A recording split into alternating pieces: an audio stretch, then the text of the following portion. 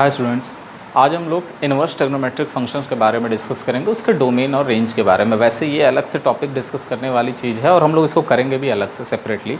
जब ट्रिग्नो या आप 11th में ट्रिगो और इसके साथ डिस्कस कर चुके होंगे, बट फिर भी हम लोग डोमेन रेंज के एस्पेक्ट से थोड़ी बहुत चीज़ें इस पर हम लोग डिस्कस करेंगे, फिर इस पर प्रॉब्लम करेंगे, इसके ग्राफ वगैरह का नेचर भी हम लोग जानने की कोशिश करेंगे। ठीक है, तो चलिए स्टार्ट करते हैं आज इनवर्स ट्रिग्नोमेट्रिक फंक्शंस के डोमेन और रेंज के बारे में। ठीक है, तो इनवर्स ट्रिग्नोमेट्रिक के फंक्शंस की बात की जाए तो मतलब क्या है कि नाम से लग रहा है और आप जान भी रहे होंगे कि ये ट्रिग्नोमेट्रिक फंक्शन का क्या है, इनवर्स फंक्शन है। तो ट्रिग्नोमेट्रिक फंक्शन का जो इनवर्स फंक्शन है वही हमारा इनवर्स ट्रिग्नोमेट्रिक है। ठीक है, तो आपको नॉलेज होगा ये कि सारे जो फंक्शंस होते हैं वो इन्वर्टिबल यानी इनवर्स उनके एग्जिस्ट नहीं करते हैं। ठीक है, केवल किनके एग्जिस्ट करते हैं, जो कि अपने डिफाइनिंग डोमेन में 1 1 और ऑन टू हो। ठीक है, यानी बाइजेक्टिव हो। अगर वो बाइजेक्टिव हैं तो वो इन्वर्टिबल होंगे। अभी हम लोग इस पर भी बहुत डिटेल में बात करेंगे, जो कि आने वाला, अभी तो डोमेन रेंज के ही एस्पेक्ट से केवल इस पर हम डिस्कस कर रहे हैं। ठीक है, तो अभी ये सब सारी चीज़ें बस मैं आपको एज अ इन्फॉर्मेशन बता रहा हूँ। ठीक है, तो फंक्शन अगर आपका 1 1 और ऑन टू है अपने डोमेन में जिस पर वो डिफाइंड है, तो भाई वो बाइजेक्टिव होगा, मीन्स इन्वर्टिबल होगा। लेकिन जो 1 1 या ऑन टू कोई एक नहीं है या दोनों नहीं है, मतलब इसमें से कोई भी एक कंडीशन उसके पास अगर नहीं है तो उसको हम इन्वर्टिबल नहीं कह सकते। अब ये 1 1 एंड ऑन टू का क्या सीन है, मैं आपको 1 1 से बताता हूँ। 1 1 का क्या मतलब होता है कि एक पॉइंट अगर आप ले रहे हैं, ठीक है, और उसका एक इमेज बन रहा है, तो वो इमेज जो होना चाहिए वो किसी और से अटैच नहीं होना चाहिए। ठीक है, बात समझ में आ गई। यानी कोडोमेन का जो होता है, जिसे हम लोग स्टार्टिंग में फंक्शन के चैप्टर पे डिस्कस किए थे। ठीक है, तो इसमें अगर कई सारे पॉइंट है x1 x2 x3 और इधर भी बहुत सारे पॉइंट है y1 y2 y3, तो अगर ये x1 y2 से रिलेट कर गया तो y2 अब किसी और से रिलेट नहीं करना चाहिए।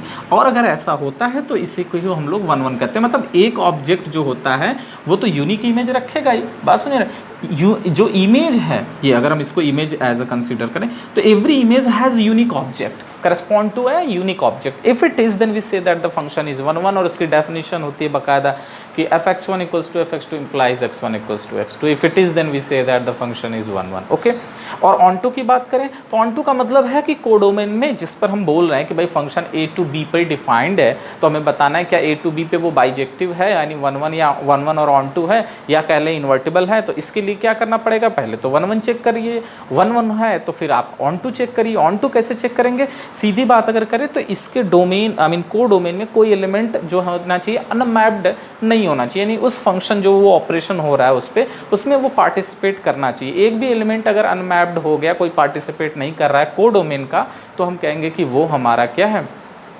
ऑन टू नहीं है फंक्शन। और 1 1 या ऑन टू किसी में से कोई एक चीज़ मिसिंग हो गया तो हम लोग बाइजेक्टिव नहीं बोल सकते, और अगर बाइजेक्टिव नहीं है तो इन्वर्टिबल नहीं होगा। ये हम लोग बहुत डिटेल में बात करेंगे। अभी चूंकि यहाँ पे एक टर्म है और उसका हमको यूज़ करना है, तो आप अगर जान रहे हैं then it is too good, नहीं भी जान रहे तो इसलिए मैं आपको बस एक थोड़ा सा इंट्रो बता दे रहा हूँ।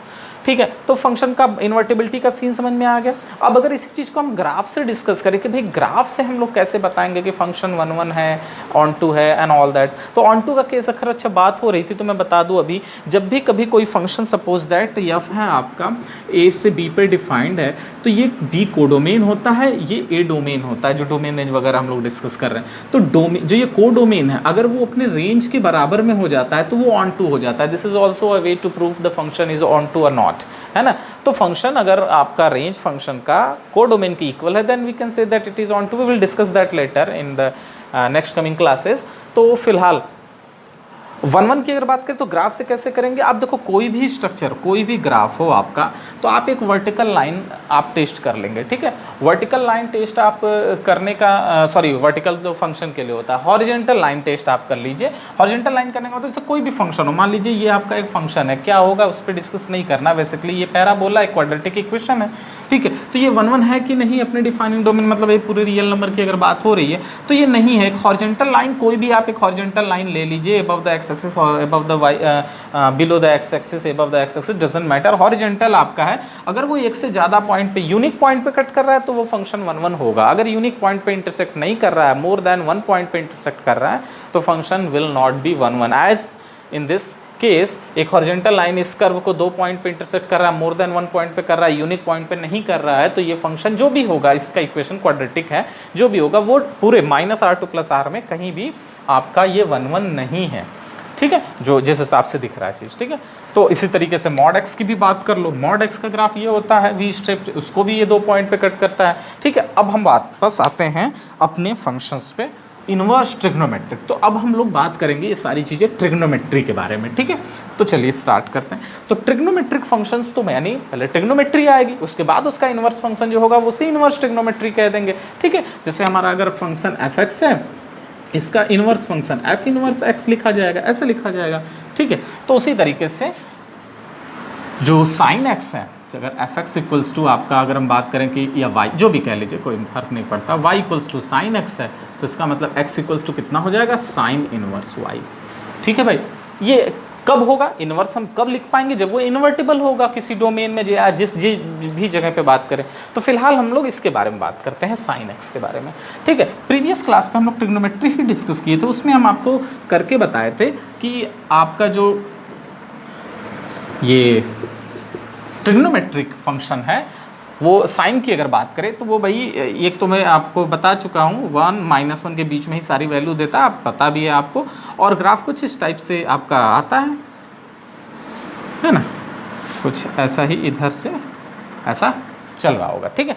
तो अगर आप देखें कोई भी आप एक हॉरिजॉन्टल लाइन ले लीजिए, अगर इसको कर रहे हैं तो it cuts the graph at infinitely many points, क्योंकि आगे जा रहा है, इधर भी जा रहा है, ऊपर कोई भी एक भी ग्राफ अगर ऐसा मिल गया जो उसको आप कट कर रहा है पूरे अपने डोमेन में एक से ज़्यादा बार पे, कोई भी एक लाइन हॉरिजॉन्टल, तो वो 1 1 नहीं होगा, यानी वो इन्वर्टिबल नहीं होगा, यानी उसका इन्वर्स नहीं मिलेगा। तो हम लोग फिर क्यों डिस्कस करने जा रहे हैं इन्वर्स ट्रिग्नोमेट्रिक फंक्शन, ठीक है। तो जब इन्वर्स मिलना ही नहीं है तो इन्वर्स डिस्कस कैसे आप कर सकते हो, है ही नहीं तो उसके बारे में क्या बात करना, जो एग्जिस्ट ही नहीं करता। तो भाई आपकी बात सही है कि ये एग्जिस्ट नहीं करता इसका, यानी साइन का आप inverse function sine inverse y या साइन इन्वर्स एक्स जो भी लिखना चाहे वो हम नहीं लिख सकते, होता ही नहीं है। लेकिन अगर हम कुछ बात ध्यान दें, ये मैं पूरे रियल नंबर पे बात कर रहा था, लेकिन अगर हम थोड़ी सी बात ध्यान दें, वो क्या है कि भाई चलो हमारी बात हो रही थी कि ये ग्राफ है और साइन एक्स का, है ना, मैं ये चीज़ें हटा रहा हूँ अभी फ़िलहाल, अभी बात करेंगे इस बारे में। अच्छा वो तो ओहो कोई बात नहीं, मैं फिर से बना देता हूँ, एक्स एक्सिस मिट गई थी।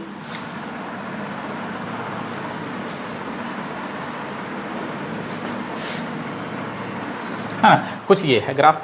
अगर हम क्या करें कि इसके डोमेन को हम लोग, डोमेन मतलब ये एक्स एक्सिस वाला पोर्शन, ये जो एक्सपेंशन है इसी को डोमेन बोलते हैं, और जो है हाइट होती है उसको रेंज बोलते हैं। ये प्रीवियस क्लास में काफ़ी बार हम बता चुके हैं, ये -1 + 1 आप जान रहे हो, और 1 कब देगा, ऑब्वियसली ये π/2 पे देता है, और -1 कब देता है, ये -π/2 पे देता है। ये सब वाकिफ़ हैं आप साइन वगैरह के बारे में। अब अगर ध्यान दीजिए, अगर हम करें क्या, इस ग्राफ को जो है ये इतना बड़ा पूरे रियल नंबर में जो है हम इसको यहाँ से हटा रहे हैं, ठीक है, और मैं यहाँ से हटा रहा हूँ। अब अगर आप ध्यान से देखिए कि ये जो है ग्राफ, अब इस पर कोई एक वर्टिकल लाइन ले लीजिए, हॉरिजॉन्टल लाइन, कोई भी हॉरिजॉन्टल लाइन ले लीजिए और इसको जरा इंटरसेक्ट करिए, मतलब खींचिए parallel to x axis, horizontal line अपना है जो खींचिए। कोई भी लाइन आप देखेंगे कि इसको एक से ज़्यादा बार में नहीं कट कर रही है, बात समझ में आ रही है, एक से ज़्यादा बार कहीं कट नहीं कर रही है, मतलब कि ये पक्का इन्वर्टिबल होगा, ठीक है, बात समझ में आ रही है। और ये माइनस, और ये कहाँ पे, ये सीन हो कहाँ पे रहा है, ये -π/2 से +π/2 के बीच में हो रहा है। इसका मतलब यहाँ से एक चीज़ हम लोगों ने देखा, मैं इसको हटाता हूँ अब, ठीक है, कि अगर जो फंक्शन आपका है एफ एक्स कह लें, जो कि साइन एक्स है या वाई भी कह सकते हैं, और ये डिफाइंड कहाँ से कहाँ पे है, -π/2 से +π/2 लेके -1 से +1 आपको दे रहा है। तो f x equals to sine x वहाँ पे इन्वर्टिबल है, ठीक है। और अगर ये इन्वर्टिबल है तो वहाँ इसका इन्वर्स हम निकाल सकते हैं। पूरी जगह पे इन्वर्टिबल नहीं है, पूरी जगह हम नहीं निकाल पाएंगे, लेकिन ये आपका f x equals to sine x जो है ये इन्वर्टिबल है कहाँ पे, अपने डिफाइनिंग डोमेन में।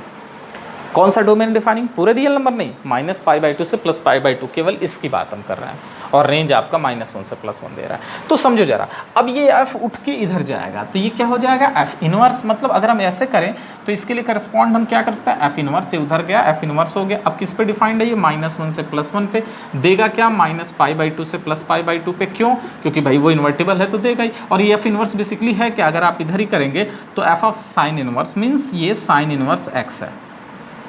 ये जो f इनवर्स है बेसिकली भाई ये fx क्या है, ये f बेसिकली क्या है, साइन x है। अब साइन उधर जाएगा तो साइन इनवर्स हो जाएगा, मीन्स साइन इनवर्स कहाँ से कहाँ पे, -1 से लेके +1 पे डिफाइन करता है, एग्जिस्ट करता है। और ये इसका क्या कहलाएगा, this is known as domain of sine inverse x। वो क्या है, -1 से +1। और रेंज क्या है, output range of sine inverse x, it is your -π/2 to +π/2।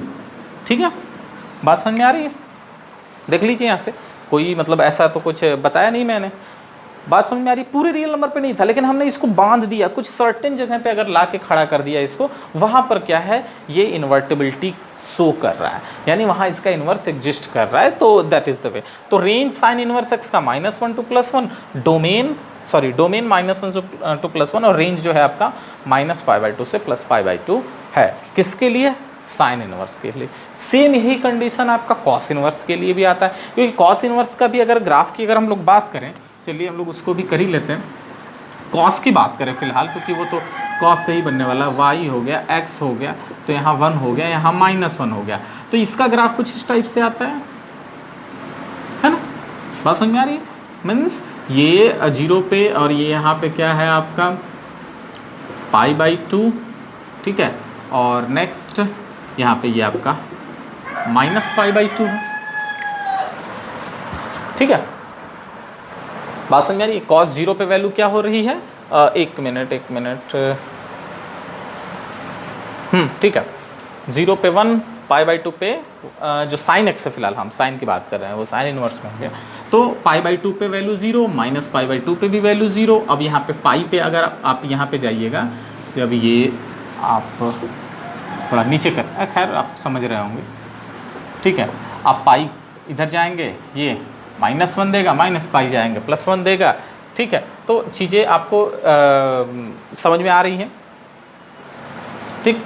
तो चीज़ ये हमारा क्या है, ये अगर हम यहाँ पे कोई वर्टिकल लाइन ले, अगर हम इसको ऐसे ज़रा ऐसे कर लें, और अगर कोई हॉरिजॉन्टल कर ले, तो ये यहाँ पे क्या हो रहा है, कट कर जा रहा है ना, कट करके जा रहा है, देख लीजिए आप, यहाँ यूनिक पॉइंट कट करना चाहिए, लेकिन वो एक से ज़्यादा पॉइंट पे कट कर रहा है।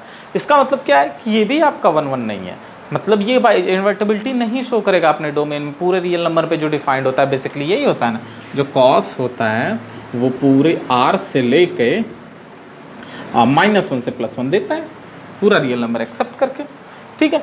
तो ये यहाँ पर तो r पे तो डिफाइंड है नहीं, इन्वर्स इसका मिलेगा नहीं, हम इसको उधर भेज नहीं सकते जब तक इन्वर्टिबिलिटी नहीं पता चल पाएगी। लेकिन अगर इसी ग्राफ को हम लोग थोड़ा सा जैसे साइन के लिए किए थे रिस्ट्रिक्ट कर दें, मीन्स अगर हम इसके इधर की चीज़ों को हटाएं और इधर की चीज़ों को, यहाँ तक की चीज़ों को हटा दें, ठीक है, तो अब आप जरा देखिए, आप कोई भी एक हॉरिजॉन्टल लाइन, ये पाई है ना बेटा, ये यहाँ पे पाई बेसिकली रहेगा, ये -1 है, तो यहाँ पे अगर हम लोग बात करें तो यहाँ से लेके यहाँ तक, यानी 0 से लेके अगर हम हॉरिजॉन्टली बात करें तो ट्रैवल कितना कर रहे हैं, 0 से पाई। 0 से पाई में आप कोई भी आप हॉरिजॉन्टल लाइन लेके ड्रॉ कर लो, ये एक से ज़्यादा बार पे कहीं इंटरसेक्ट नहीं करेगा। इसका मतलब इस r के जगह पे अगर हम 0 टू पाई ले लेते तो हमारा ये जो फंक्शन है वो इन्वर्टिबल हो जाता, मीन्स कॉस इनवर्स एग्जिस्ट कर जाता। कहाँ से कहाँ पे भाई, ये उधर चला जाएगा, -1 टू +1, और 0 टू पाई आपको वैल्यू दे देगा। बात समझ में आ रही है। इसका मतलब कि डोमेन ऑफ कॉस इनवर्स की बात करें, domain of cos inverse x वो क्या आ रहा है, -1 टू +1, और range of cos inverse x की बात अगर हम लोग करें तो वो हमें क्या मिल रहा है, 0 टू पाई, ठीक है। तो साइन का डोमेन, अच्छा ध्यान दीजिए, दोनों का डोमेन बराबर है, साइन इनवर्स का और कॉस इनवर्स का, but the range is difference, -π/2 से +π/2 ये, और ये 0 टू पाई के बीच में दे रहा है, ठीक है। बात समझ में आ रही है। और इन्वर्स ट्रिग्नो का ग्राफ जो है हम लोग मैं आपको बता दे रहा हूँ अभी वैसे, लेकिन ज़्यादा डिटेल हम लोग इसको इन्वर्स ट्रिग्नोमेट्रिक जब अलग से इस टॉपिक को डिस्कस करेंगे, क्योंकि एक अलग टॉपिक ही है, हम लोग उसको बाद में डिस्कस करेंगे सेपरेटली, क्योंकि अभी हम लोग को डोमेन रेंज पे फोकस करना है। ठीक है, तो बात समझ में आ रही है? तो वहाँ पर हम लोग इसको बहुत डिटेल में डिस्कस कर लेंगे, इसके ग्राफ वगैरह और सारी इसके नीचे के बारे में। अभी फिलहाल इनके डोमेन रेंज पे हम लोग ज़्यादा फोकस कर रहे हैं। ठीक है, ओके। अब नेक्स्ट हम लोग बढ़ते हैं, साइन हो गया, कॉस हो गया, टेन की बात आती है अब। ठीक है, आप ये लर्न रखिए और याद भी रखना है आपको। ठीक है, और ऑब्वियसली आप लोग को याद होगा आई बिलीव। तो नेक्स्ट आपका तीसरा आता है। तीसरा क्या आता है भाई? tan x। जो tan है वो क्या करता है, कहाँ से कहाँ डिफाइंड होता है, आप बताइए भाई। tan हर जगह पे डिफाइंड होता है, यानी पूरे के पूरे रियल नंबर पे डिफाइंड होता है, कुछ पॉइंट्स को छोड़ के। जैसे 90, यानी 90 पे नहीं होगा। ठीक है, 3π/2। भाई सीधी बात है कि जहाँ पर आप जो है tan क्या लिखते हो आप? sin by cos. अभी पीछे लास्ट टर्म पे डिस्कस भी तो किए थे, tan sin by cos. Cos जहाँ जहाँ जीरो होगा ये डिफाइंड नहीं होगा। कॉस कहाँ कहाँ पे जीरो होता है? ठीक है, अगर आपको याद हो तो कॉस जो होता है वर्टिकल लाइन पे जीरो होता है। तो all the odd multiple of π/2। ठीक है, all the odd multiple of π/2 जो है, यहाँ पर आप tan अगर आप ले लेते हैं 2n + 1 ऑफ π/2, और देगा क्या? पूरा का पूरा रियल नंबर देता है। ये मैं फिलहाल अभी tan के बारे में बात कर रहा हूँ। ठीक है, तो ये क्या कर देगा हमारा फंक्शन tan को डिफाइंड कर देगा। अब ग्राफ की बात करते हैं इनके, क्योंकि वहीं से हमें इसकी इन्वर्टिबिलिटी के बारे में पता चलेगा। अभी तक तो ये बता रहा है कि भाई हम ये इतना लेंगे और इतना देंगे tan, लेकिन क्या ये इन्वर्टिबल है? इन्वर्टिबल करने का मतलब ये कि ये 1 1 ऑन 2 है, तो हम 1 1 का मतलब ग्राफ इसका क्या हॉरिजॉन्टल लाइन से यूनिक पॉइंट पर इंटरसेक्ट अगर हो रहा है देन होगा। ठीक है, तो हम लोग बात करें अगर, तो इसकी ग्राफ के बारे में पहले बात कर लें। तो x हो गया, 0 हो गया, ये y हो गया, तो हम लोग क्या कर लेते हैं, दिस इज़ योर π/2। ठीक है, और दिस इज़ -π/2। फिर हो गया ये पाई हो गया 3π/2, -π हो गया -3π/2। ठीक है भाई, ये लाइन हो गई हमारी। अब हम जरा tan के ग्राफ पे आते हैं। जरा tan का ग्राफ क्या होता है, अगर हम ये बात करें तो ये π/2 है, दिख रहा है ना, ये π/2 है, ये -π/2 है। तो आपको याद भी हो तो ग्राफ ऐसा ही कुछ तो हम लोगों ने बनाया था ना, इसको डिस्कस, इसको टच करता हुआ नहीं जाएगा कुछ ये। ठीक है, यही स्ट्रक्चर था। अच्छा, और बस यही नहीं था, अभी ऐसे सेम यही चीज़ यहाँ से ऐसे करता है वो। ठीक है, फिर कुछ चीज़ें जो हैं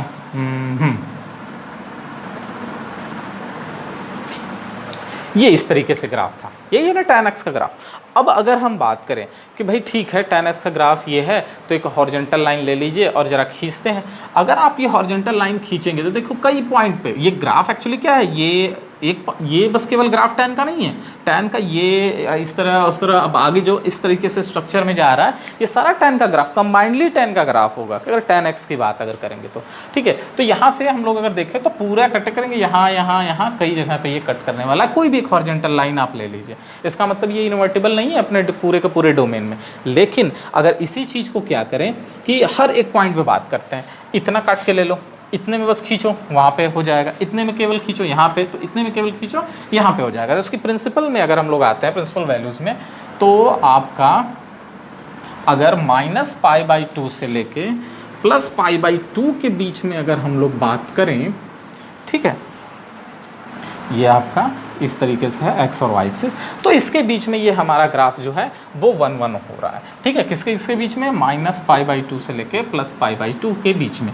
इसका मतलब अगर इस tan के जगह पे हम ऐसा लिख देते हैं, अच्छा -π/2 +π/2 नहीं ले रहा है तो ओपन कर दें, क्योंकि भाई वो इन्फिनिटी दे रहा है तो इन्फिनिटी टच करेगा, और देगा क्या? रियल नंबर है, क्योंकि देख लो हाइट ही आपका रेंज होता है, वो हम लोग बताया था लास्ट टाइम पे, हाइट इज द रेंज, -∞ से लेकर +∞ तक की सारी वैल्यू को कवर कर रहा है, तो ये पूरा का पूरा रियल नंबर लेगा, मतलब प्रोवाइड करेगा। अच्छा, जब ये इधर जाएगा तो अब 1 1 on 2 हो गया, तो भेज सकते हैं उधर, तो tan inverse of r gives you what? -π/2 to +π/2। इस हिसाब से देखा जाए तो domain of tan inverse x कितना हो गया, पूरा का पूरा real number. Range of tan inverse x कितना हो गया, ओपन -π/2 टू +π/2। ठीक है, तो डोमेन रेंज tan का ये निकल के आ गया। ठीक है, डोमेन क्या होता है tan इनवर्स x का, tan का नहीं, tan इनवर्स x का पूरा रियल नंबर एक्सेप्ट करता है, और tan इनवर्स क्या होगा, -π/2 से +π/2। तो ये इस तरीके से ये tan का हमारे पास स्ट्रक्चर बन के आ गया। अच्छा, अब अगर हम लोग बात करें भाई tan का हो गया, चलिए cot की बात कर लेते हैं। तो cot क्या होता है, यहाँ पे अगर हम नंबर 4 की बात करें, नंबर 4 की, तो cot कहाँ से कहाँ डिफाइंड होता है भाई, cot भी पूरा का पूरा रियल नंबर लेता है, पिछला ग्राफ अगर आपको याद हो तो। और लेकिन cot बेसिकली होता क्या है, cos बाई साइन। तो साइन जहाँ जीरो होगा वहाँ डिफाइंड नहीं होगा और सबका सब लेगा। साइन कहाँ जीरो होता है, हॉरिजॉन्टल लाइन पे, 0 पे, पाई पे, 2 पाई पे, 3 पाई पे, 4 पाई पे, 6 पाई पे, 7 पाई पे, 8 पाई पे, all the n multiple of n। ठीक है, तो सारा का सारा n पाई, जहाँ पे n इंटीजर है वो सब आप समझ रहे हैं। तो ये इस तरीके का जो है इन पॉइंट्स को आप निकाल दीजिए। ठीक है, तो यहाँ पर ये जो है कॉट हमारा क्या होता है, डिफाइंड होता है, और पूरा का पूरा रियल नंबर वो भी देता है। ठीक है, तो अगर उसके ग्राफ की अगर बात करें तो चलिए उस पर आ जाते हैं हम लोग।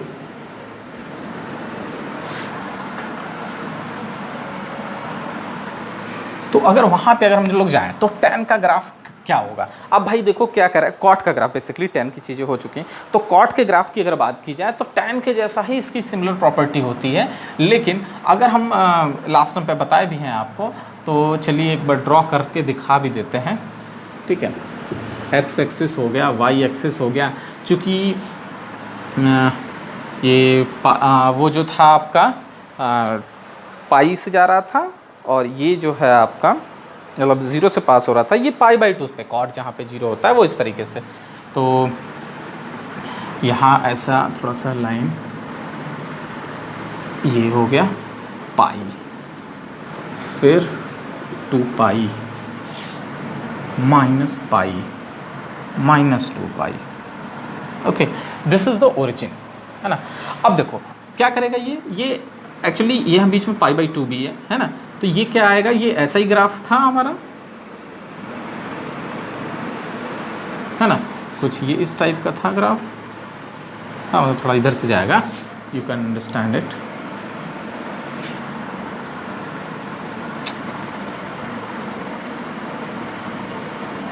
ठीक है, तो ये कुछ इस तरीके से ग्राफ है आपका।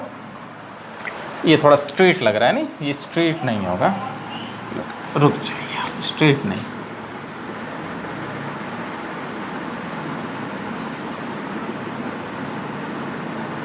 ये टच नहीं कर रहा है भाई। ठीक है,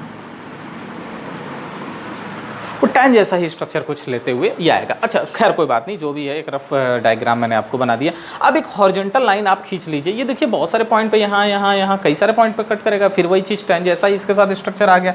तो यहाँ पर हम लोग अगर देखें कि अगर हम इधर की चीज़ों को हटा देते हैं, ओके, और इधर इन चीज़ों को हटा दिया जाए, ओके, तो थोड़ा सा सही बनाया जाए स्ट्रक्चर। तो ये है एक्स एक्सिस, ये है y axis, this is origin. तो आप अगर देखिए ये है पाई, ठीक है, तो 0 से पाई के बीच में आप कोई एक हॉरिजॉन्टल लाइन लेकर ड्रॉ कर लीजिए, ये एक से ज़्यादा पॉइंट पे कभी टच नहीं करेगा। ये देखिए याद रखिएगा, ये जो है कट नहीं कर रहा है, मतलब सटा हुआ नहीं है, मतलब उसके पास से आ रहा है, तो कहीं नहीं कट करेगा। इसका मतलब क्या हो गया, this is invertible in between 0 to pi only. ठीक है, तो वो भी 0 to पाई मतलब ना 0 को टच करेगा ना पाई को टच करेगा। तो कॉट की जो वैल्यू हो गई बेसिकली ओपन 0 to पाई से लेके, अब पूरा रियल नंबर उसमें भी देखा, देख लीजिए हाइट पूरा इसमें भी कवर कर रहा है पूरा रियल नंबर, तो ये वहाँ पे इन्वर्टेबल होगा। तो इस हिसाब से अगर हम करें तो कॉट इन्वर्स क्या देगा, इन्वर्टेबल है, तो डोमेन ऑफ कॉट इन्वर्स यहाँ पे हो गया हमारा cot inverse x is R and the range of cot inverse x is open 0 to pi। ठीक है, तो this is your domain and range of cot। अब दो और बचे हैं, कौन कौन से, एक है sec और दूसरा है cosec। तो sec और cosec की बात करें तो उनको भी उनके ग्राफ के तरीके से डिस्कस किया जाए तो आराम से उसकी डोमेन और रेंज के बारे में बताया जा सकता है। ठीक है, तो अगर हम यहाँ पे वैल्यू अब बात करते हैं, कॉट हो गया, सेक की बात कर लें अगर हम लोग। ठीक है। तो सेक एक्स की बात अगर करें तो उसके नेचर पे आते हैं। जरा सेक एक्स के बारे में बताओ। तो सेक जो होता है वो कहाँ से कहाँ डिफाइंड होता है? हर जगह पे डिफाइंड होता है, बस जहाँ कॉस जीरो होता है वहाँ डिफाइंड नहीं होता। क्यों? क्योंकि सेक एक्स लिखा जाता है 1/cos x। कॉस जीरो हो जाएगा तो ये हो जाएगा अनडिफाइंड। अब कॉस कहाँ जीरो होता है? All the odd multiple of π/2 means पूरा का पूरा real number and the collection of all 2n+1 π/2 where n belongs to z, है ना, इससे छोड़ के और पूरा का पूरा रियल नंबर आपको देगा पूरा रियल नंबर नहीं देता है। आपको याद है जो ग्राफ था हमारा वो क्या था? पूरा का पूरा रियल नंबर था, बट आपको -1 से +1 को छोड़कर ओपन, इनके अलावा। ठीक है, तो याद है आ रहा है आपको ग्राफ? चलिए मैं आपको याद दिलाता हूँ। x axis, y axis, okay, और समवेयर 1 -1,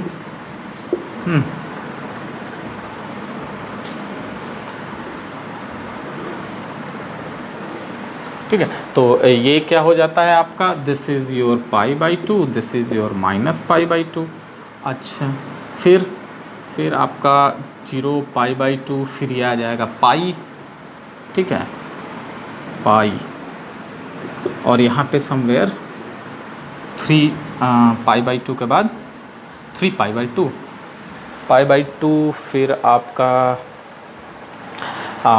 3 π/2 होगा ना, क्योंकि सारे 3 π/2 पे ही अनडिफाइंड हो रहा है ना, ऑड वाले पे। ठीक है, तो कुछ ये इस तरीके से हो गया। ओके, तो आप खैर एक ही से बात अगर हम लोग कर लें तो आप चाहो तो 6 एक और बना ही लेते हैं। ठीक है, तो यहाँ पे अगर हम लोग बात करें तो ये -3 π/2 हो गया, और बीच में समवेयर -π होगा, और ये 1 के अप्रॉक्स है। ठीक है, ये ऐसे उधर जाकर, तो अगर आप देखें ध्यान से तो एक हॉरिजॉन्टल लाइन लेके आप सिंगल में भी कट करें तो 2 पॉइंट पे जा रहा है, यहाँ पर भी कट करें तो मोर देन 1 पॉइंट पे यूनिकली नहीं कट कर रहा है। इसका मतलब ये 1 1 नहीं है, मतलब ये इन्वर्टिबल नहीं है अपने डोमेन जिसमें भी वो डिफाइंड है। ठीक है, तो क्या करें हम लोग? तो अगर दिमाग में आ रहा होगा सर इधर का हटा दीजिए इतने ले तो इसमें भी नहीं होगा, इधर का हटा दीजिए इसमें ले तो इसमें भी नहीं होगा, ये 0 है और ये पाई। अब अगर ध्यान से देखो आप, तो अगर हम पॉजिटिव की बात करें या इसमें, तो कॉस, चूँकि ये कॉस से बना है तो कॉस के जो प्रिंसिपल जो वैल्यू है उसका डोमेन है 0 से पाई था, उसमें अगर देखें हम, क्योंकि उसी से ये बना हुआ है, तो अगर हम ये जो वैल्यू है इधर की वैल्यू को हटा देते हैं और ये इधर की वैल्यू को हटा देते हैं, मतलब जो ग्राफ है उसको हटा दें और ये सब पूरा हटाओ फिलहाल। ठीक है, तो आप ज़रा ध्यान से देखो कि ये अब जो ग्राफ ड्रॉ कर लो, कोई भी एक हॉरिजॉन्टल लाइन ले लो और कट करो, ये हमेशा ही क्या होगा? एक यूनिक पॉइंट पे इंटरसेक्ट होगा, और यूनिक पॉइंट पे इंटरसेक्ट करेगा तो इस इन्वर्टिबल हो जाएगा। मतलब अगर हमें इन्वर्टिबिलिटी बनानी है तो पूरा ये नहीं लेना पड़ेगा। क्या लेना पड़ेगा? आप याद रखना, ये 1 ले रहा है, ठीक है, ये 1 और -1 ले रहा है। तो अगर हम इधर से बात करें तो पूरा का पूरा रियल नंबर लेगा भाई, एक्सेप्ट कौन कर रहा है? अगर सेक एक्स की बात करें तो ये है, तो भाई 0 लेगा। ठीक है, तो 0 पे नहीं लेगा, 1 लेगा, बट ये यहाँ ऐसे नहीं लेगा ना। ठीक है, क्योंकि आप सेक 0 की जो वैल्यू होती है, नहीं 0 तो 0 और पाई लेगा, π/2 नहीं लेगा, यहाँ डार्क करिए। ठीक है, π/2 नहीं लेगा, ये तो लेगा ही। अच्छा, तो भाई हमारा क्या आ गया? सब आ रहा है, हाँ सब आ रहा है, 0 से लेके पाई के बीच में सब आ रहा है, एक पॉइंट बस नहीं आ रहा है, केवल एक पॉइंट है, कोई सेट नहीं, बस π/2 को टच नहीं कर रहा, मतलब वो पॉइंट पे अनडिफाइंड हो रहा होगा भाई, क्योंकि जा रहा है इधर +∞ -∞ पे, तो इसको हम छोड़ देते हैं उस लाइन को, और रेंज यानी हाइट क्या दे रहा है? वो है आपका -1 से +1 दे रहा है, नहीं, -1 से +1 छोड़ के देखो, -1 से +1 तो इतने में तो कोई वैल्यू ही, ग्राफ ही नहीं कोई आ रहा है, -1 से ऊपर -1 से नीचे, इसका मतलब r-, अच्छा 1 दे रहा है कि नहीं? 1 ले रहा है, तो -1 से +1 ये जो होगा हमारा, ये सेक की वैल्यू होगी जहाँ पर ये फंक्शन इन्वर्टिबल होगा। तो सीधी बात है, सेक इनवर्स x भी फिर डिफाइंड हो सकता है। कैसे? ये उधर जाएगा तो वो वैल्यू क्या लेगा और देगा क्या? 0 से पाई में π/2 को छोड़ के। तो यहाँ से अगर हम लोग देखें तो domain of sec inverse x हमें मिला r ऑफ -1 से +1, और रेंज सेक इन्वर्स की बात अगर करें तो वो मिल गया हमारा 0 to पाई -π/2। अच्छा चलिए, ग्राफ समझ में आ रहा होगा। आप ट्रिग्नो वाला लास्ट ग्राफ भी देख लीजिएगा, तो उसमें आप मैं डायरेक्ट कर दे रहा हूँ इसका डोमेन ऑफ, सेम उसी तरीके से है, ग्राफ भी लगभग सेम है। कोसेक इनवर्स x वाला क्या हो जाएगा भाई, यहाँ पे tan आपका नहीं आएगा तो वो भी r -1 से +1 होगा, मतलब tan कह रहे हैं, साइन की बात हो रही है। और रेंज ऑफ अगर कोसेक इनवर्स x की बात कर लें अगर हम लोग, तो उसकी वैल्यू कहाँ से कहाँ होनी है आप भाई, कोसेक है तो वो कहाँ पे 0 पे डिफाइन नहीं होगा, तो -π/2 मतलब क्लोज -π/2 to +π/2 और 0 को छोड़ के आप ग्राफ देखिए, वहाँ से आपको समझ में आ जाएगा रेंज वगैरह। तो ये चीज़ें समझ में आ गई। जो चीज़ें हमने लिखी हैं वो आप एक जगह समराइज़ करके उसको लर्न रखना है आपको, वो आपको याद रखना पड़ेगा, ठीक है। और बार बार क्वेश्चंस में उसको यूज़ करेंगे तो वो धीरे धीरे याद हो भी जाएगा, बट स्टार्टिंग में आपको उसको मेमोराइज़ करना पड़ेगा, ठीक है, लर्न करना पड़ेगा, बिना उसके काम नहीं होगा, ठीक है। तो हम लोगों ने यहाँ से ट्रिग्नो की मदद से उसके इन्वर्स ट्रिग्नोमेट्रिक फंक्शंस वगैरह के बारे में, उसके नेचर्स के बारे में पता किया कि वो कहाँ पे इन्वर्टिबल है और कहाँ नहीं था। अब क्या करते हैं, आते हैं क्वेश्चंस पे। क्वेश्चंस में बहुत ज़्यादा मतलब वो आपको डिस्टर्बिंग नहीं मिलेगा। अच्छा, इसमें अभी ऐसा नहीं कि इन्वर्स हमने पूरा पढ़ा है, ये भी है ही नहीं। मैं बार बार बोल रहा हूँ, मैंने इसको इन्वर्स को डोमेन और रेंज के एस्पेक्ट पे डिस्कस किया हूँ, ठीक है। ये एक अलग टॉपिक है फंक्शंस, मतलब हम लोग जब फंक्शन ओवर कर लेंगे तो ट्रिग्नो पढ़ेंगे, आप पढ़ भी चुके होंगे। और अगर इन्वर्स ट्रिग्नो की बात करेंगे तो ये एक अलग सा टॉपिक है, उसको अलग से सेपरेटली डिस्कस करेंगे हम लोग, ठीक है। इसमें बहुत सारे उनकी प्रॉपर्टीज़ वगैरह हैं, उन पे डिस्कस करना पड़ेगा, and the problem on that related with, है ना। तो चलिए खैर, वो हम लोग कभी बात करेंगे बाद में।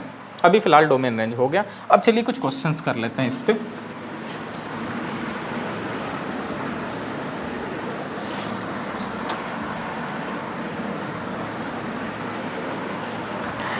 ओके, तो क्वेश्चन की अगर बात करें हम लोग तो ये है कुछ क्वेश्चन हमारे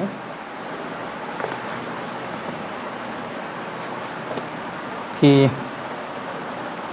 अच्छा चलिए छोटे छोटे क्वेश्चन से स्टार्ट हम लोग करते हैं, ठीक है। जैसे कि अगर क्वेश्चन की बात करनी हो कि फाइंड द डोमेन ऑफ, हमें डोमेन निकालना है, f(x) दे रखा है उसने साइन इनवर्स x²/2 है, x²/2, ठीक है।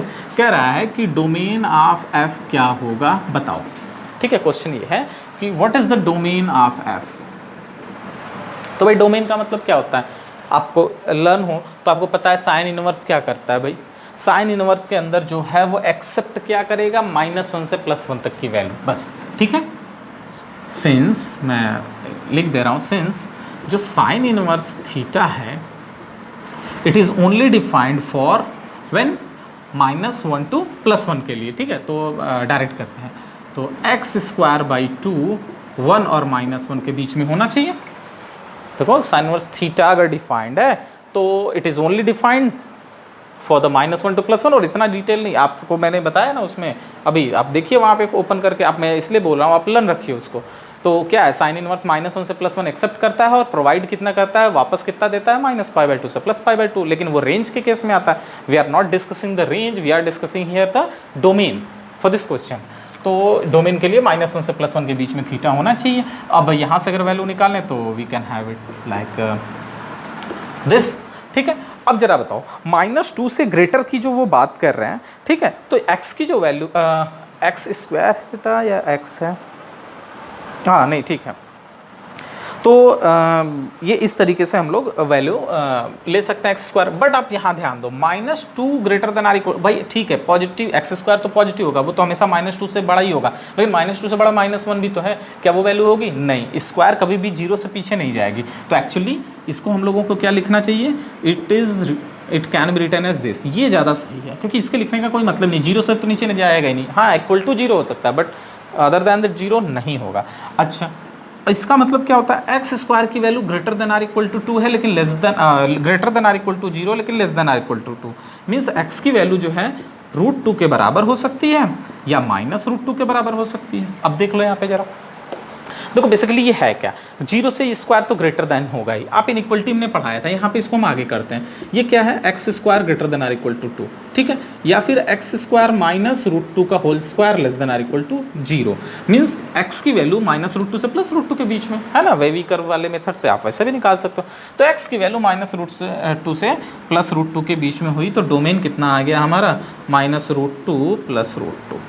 This is the defining domain for the function f x equals to sine inverse of x square by 2, ठीक है, आसान था, ठीक है। इनइक्वलिटी का सीन है, इसलिए मैंने इनइक्वलिटी पहले भी बता रखा है आपको, आप इसको समझिए, ठीक है। ये बात समझ में आ रही है ना कि स्क्वायर तो कभी नेगेटिव हो नहीं सकता, तो -2 से ग्रेटर का कोई मतलब ही नहीं बनता है, that will be return, that can be return as 0 greater than, मतलब x square is greater than or equal to 0, equal to 0 हो सकता है, बिकॉज उसमें इक्वल टू 0 एक्सेप्ट कर सकता है, ठीक है, बात समझ में आ रही है। अब आगे हम लोग बात करते हैं कि भाई मेन इसकी जो वैल्यू है वो क्या हो सकती है। तो आगे क्या है, नेक्स्ट क्वेश्चन में find the range of sine inverse tan inverse cos inverse. Question ये कह रहा है कि एक fx है, ये क्वेश्चन है अलग सा, ये fx है sign inverse x plus cos inverse x या tan इनवर्स x पहले लिखा था, फिर cos इनवर्स x, खैर कोई मतलब नहीं है, प्लस ही ये सब तो, ठीक है। तो कह रहा है इसका रेंज बताओ, what will be the range of this function. Range मतलब आउटपुट क्या देगा, ये मैक्स टू मैक्स आउटपुट क्या प्रोवाइड करेगा, चलिए देखते हैं, मतलब मिनिमम और maximum value that in between that आपके अगर सारे पे डिफाइंड है तो वही हमारा क्या हो जाता है, रेंज हो जाता है। तो अगर हम ध्यान से देखें fx को और इन्वर्स ट्रिग्नोमेट्री की थोड़ी सी कॉन्सेप्ट का इस्तेमाल करें और cos को इसके साथ रख दें, तो आपको अब तो समझ में आ गया होगा कि इसकी वैल्यू तो आपने आइडेंटिटी में पढ़ी है, इन्वर्स ट्रिग्नोमेट्री की π/2 होती है, tan इनवर्स x हो गया, तो ये हो गया क्या, fx, ठीक है, बात समझ में आ रही है। अब आप ध्यान दीजिए, tan इनवर्स की जो बेसिकली वैल्यू जो होगी, आप समझो जरा, tan इनवर्स की वैल्यू किसके किसके बीच में लाई करेगी, मतलब जो वैल्यू होती है tan इनवर्स में x की जो करस्पॉन्ड करता है वैल्यू, वो क्या लेगा अगर हम यहाँ से बात करें तो, ठीक है। तो क्वेश्चन में कह रहा है कि x की वैल्यू, भाई हम लोग यहाँ पे जो टोटल डिफाइनिंग है, वैसे मैं देख ले रहा हूँ क्वेश्चन में, नहीं क्वेश्चन में कुछ डोमेन के बारे में बात नहीं कर रहा है, तो यहाँ से अगर हम लोग देखें तो ये भी -1 से +1 लेता है, ये भी -1 से +1 लेता है, ये भी -1 से +1 लेता है, tan इनवर्स भी आपका लेता है, लेकिन हाँ आप जो उसमें जो 0 है, ठीक है, वो -1 से +1 के लिए, जो तीनों के लिए अगर बात करें तो फंक्शन का -1 से +1 के बीच में आएगा। अब डोमेन पे बात हो रही है, रेंज की बात नहीं कर रहा हूँ, मतलब x की बात कर रहा हूँ मैं, या चाहो तो आप लिख दो, ठीक है, x जहाँ पे x जो है वो -1 से +1 के बीच में है, हम इसकी बात कर रहे हैं, ठीक है। तो यहाँ पर भी भाई वो तो रहेगा ही, हमने तो बस फंक्शन का ट्रांसफॉर्म किया, कोई चेंज तो किया नहीं, तो डोमेन तो वही रहेगा ना, -1 से +1। अच्छा, तो चलो इसकी मिनिमम वैल्यू पे, ये मिनिमम, क्योंकि ये इंक्रीजिंग फंक्शन है आपका, मिनिमम पे मिनिमम, मैक्सिमम पे मैक्सिमम देगा, है ना, तो इसकी मिनिमम और मैक्सिमम वैल्यू पता कर लेते हैं। तो सिंस अगर हम लोग देखें कि जो इस डिफाइनिंग डोमेन में tan इनवर्स x की जो वैल्यू होगी वो किसके किसके बीच में होगी, ठीक है, -π/4, आप देखो -1 रखो, tan इनवर्स -1 कितना देगा, -π/4, +1 रखो, +1 कितना देगा, π/4 देगा। यहाँ पे बता दो आप क्यों -1 से +1 के बीच की केवल बात कर रहा है, ठीक है, क्योंकि आपका जो x जो होगा ये सबके लिए नहीं है, ये साइन का कॉस का ठीक है, लेकिन tan क्या ले लेता था, पूरा का पूरा आपका जो है वैल्यू इन्फिनिटी तक, -इन्फिनिटी से प्लस पूरा का पूरा r कंसीडर कर लेता था। तो हम लोग को आपको स्टार्टिंग में ही बताया था कि sum of the 2 or more than 2 function का डोमेन अगर बात करना हो तो D1 intersection D2 intersection D3 सबका इंटरसेक्शन कॉमन पोर्शन होना चाहिए, तो इन दोनों का तो कॉमन ही है, r में तो भाई सबसे बड़ा ग्रेटर है तो कॉमन tan इनवर्स, तो ये सबके लिए डिफाइनिंग डोमेन है। तो बात समझ में आ गई, tan इनवर्स की वैल्यू -π/4 से +π/4 के बीच में लाई कर रही है। अच्छा, तो अगर हम π/2 ऐड कर दे दोनों तरफ तो कुछ ये इस टाइप का स्ट्रक्चर होगा, π/2 प्लस tan इनवर्स x फिर less than or equal to π/4 plus π/2। अब जरा इसको करें सिंप्लीफाई तो ये हो जाएगा π/4, और ये देखो ये बेसिकली है क्या, ये आपका fx ही तो है जिसके बारे में हमें बात करना है। देखो दिस इज द fx, और यहाँ पे क्या आ जाना है 3π/4। तो इस हिसाब से fx कहाँ से कहाँ रेंज ओवर कर रहा है, मतलब मूव कर रहा है π/4 से 3π/4, मतलब range of f is your equal है, तो क्लोज इंटरवल π/4 से 3π/4 तक मूव कर रहा है।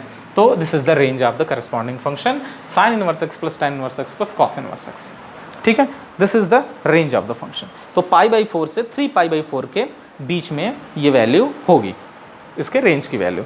ठीक है, नेक्स्ट हमारी जो क्वेश्चन है उस पर आते हैं। ठीक है, समझ में आ रहा है बात। नेक्स्ट क्वेश्चन की बात कर लें अगर कि भाई f x equals to over root cos inverse x plus नहीं माइनस कर माइनस साइन इनवर्स एक्स का डोमेन बताओ। ठीक है, इस फंक्शन का जो है हमें डोमेन बताना है, cos inverse x minus sine inverse x क्या होगा।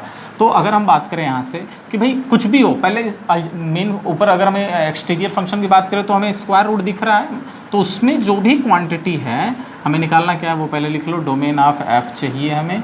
तो सोल्यूशन में अगर हम बात करें तो पहला काम हमारा यही होगा कि अंडर रूट में भैया जो भी कुछ हो ये हमारा कभी भी नेगेटिव नहीं हो सकता, means it will be always greater than or equal to 0। मतलब यहाँ से एक रिजल्ट आया कि कॉस इनवर्स एक्स की वैल्यू साइन इनवर्स एक्स से ग्रेटर होनी चाहिए। ऐसा करो किसी एक में चेंज कर दो, तो आइडेंटिटी जो उधर यूज किए थे ना हम लोग π/2 sine inverse x plus cos inverse x, वही वाली आइडेंटिटी लगाते हैं।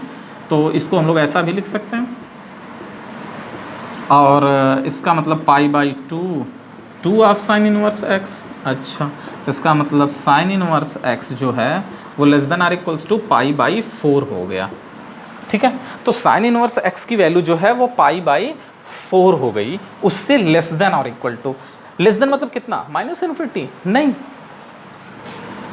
ये क्या होगा भाई, ये लेस देन बोला है ना, कोई भी क्वांटिटी π/4 से छोटी है, छोटी तो -∞ तक जाएगी, तो क्या सारा ले लेंगे? नहीं, साइन इनवर्स का डोमेन क्या है, -π/2 से +π/2, तो +π/2 तो इससे आगे चला गया, तो वो तो जाएंगे नहीं। लिमिटेड अपर लिमिट पता है, लोअर लिमिट हमें पता करना है, तो लोअर लिमिट क्या है, -π/2, मीन्स इसका लोअर लिमिट हो जाएगा -π/2, और जो अपर लिमिट है वो तो हम लोगों ने कैलकुलेट ही किया है, दैट इज़ π/4। यानी हमें रेंज हो गया हमारा इसका -π/2 से। अगर रेंज पूछता है इसका तो यहाँ से हमारा रिजल्ट क्या आ रहा है, -π/2 से +π/2 के बीच में, π/4 के बीच में, बट हमें डोमेन चाहिए। तो कोई बात नहीं, साइन अगर इम्पोज कर दें, तो अगर हम साइन इम्पोज कर दें तो -π/2 ये -1 हो जाएगा, ये x हो गया। साइन ऐसा इनइक्वलिटी नहीं बदलेगी, क्यों? क्योंकि इंक्रीजिंग है, तो उस हिसाब से अगर हम बात करें तो ये हो जाना है π/4 1/√2। ठीक है, तो वैल्यू की अगर बात करें तो हमारा x कहाँ से आ गया, -1 से। इसका मतलब डोमेन ऑफ f जो है वो है हमारा -1 से लेके 1/√2 तक। रेंज तो पूछा नहीं है, बट अगर आप चाहो तो रेंज ऑफ f बता सकते हो साइन वाला, ये वाले कंडीशन से क्या है, -π/2 से लेके π/4 के बीच में। तो ये रहा हमारा जो क्वेश्चन है उसका डोमेन और रेंज दोनों। ठीक है, तो बातें समझ में आ रही हैं? कोई बहुत बड़ी बात नहीं है, आराम से आप कर सकते हो, बेसिक जो कॉन्सेप्ट है उसके अकॉर्डिंग। ठीक है, चलिए अच्छा, अब हम लोग आगे बात कर लिया जाए। कह रहा फाइंड द रेंज ऑफ